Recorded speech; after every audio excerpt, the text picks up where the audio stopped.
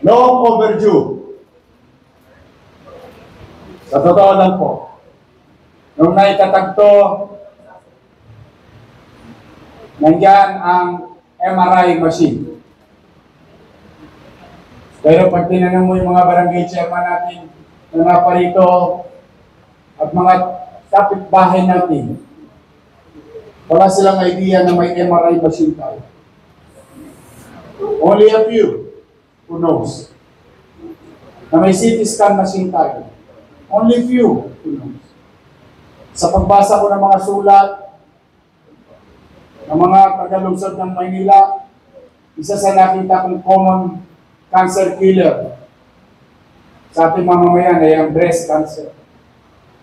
And yet, we have a machine, a diagnostic machine for early detection and protection ng ating mamo.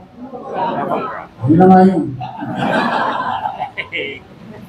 Our ultrasound machine is better than to some private companies. We have 4D machine na ultrasound. At itong cat lab, nung itinayo ito, nung binuksan natin noong unang termino, manamlayo ito. If somebody did their job, we could have saved one person last week. Could have saved. Kakaramdam siya ng paninikip ng dibdib.